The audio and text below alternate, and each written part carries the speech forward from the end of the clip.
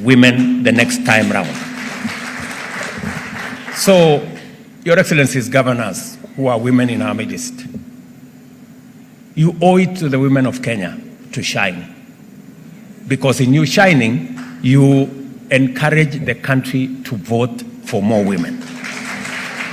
And I am very proud of these women, great leaders. Anne Waiguru seated here.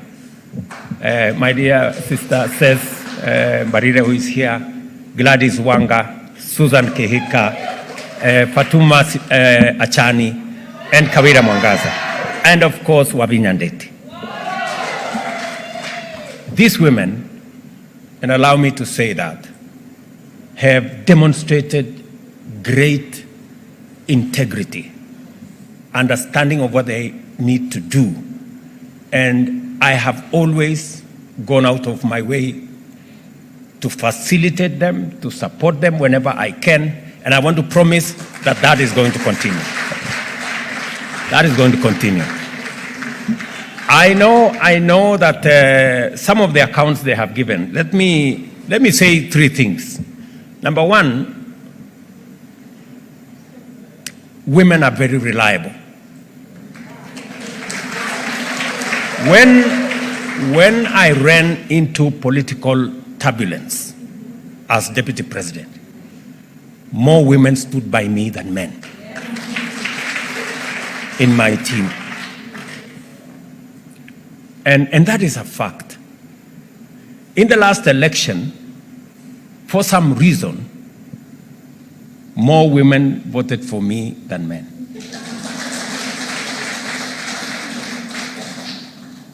And therefore, supporting women is the easiest thing for me.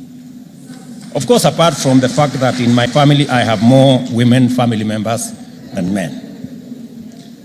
But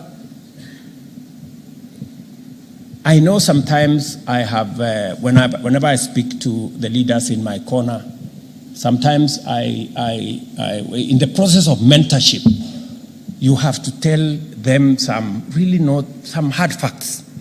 I remember Susan, one time I called her and I told her, listen, Susan, I am listening to you and you are not persuasive. You know? I want you to rehearse your text. Don't leave home before you know what you're going to say in a political rally. You know, even if it means you have to cram 3 things.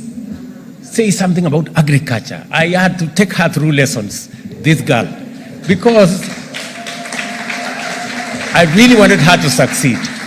And forgive me, Susan, I was hard sometimes on you. Another time I called her and I told her, I don't want to see you in Nairobi. You must go and sit at the village. You know, those things of rubbers. I told her she must put on rubbers. And sometimes I know women, they want to look beautiful. They want to put on a skirt that is... So these ones, I told them, look, this is not the time to look beautiful. You know, put on a long dress because this place is chaotic. You know, put on a long dress, put on whatever those things they say, I don't want to say. And it was all because we wanted to succeed, right? I must also say that women have also changed my perspective.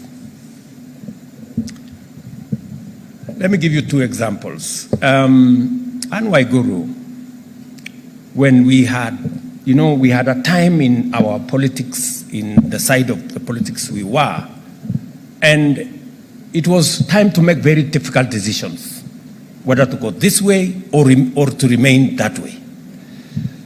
And among the people who made decisions that, confirmed to me that women are brave is the decision Waiguru made to join our team. When she joined our team, I could not believe it because everybody believed she would be on the other side.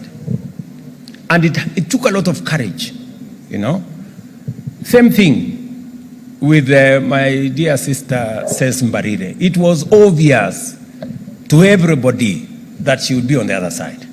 But when she made the decision to say, this is where I'm standing because this is where I believe the people are, she stood out as a great leader. So all these great ladies are the epitome, as has been said here, of great leadership.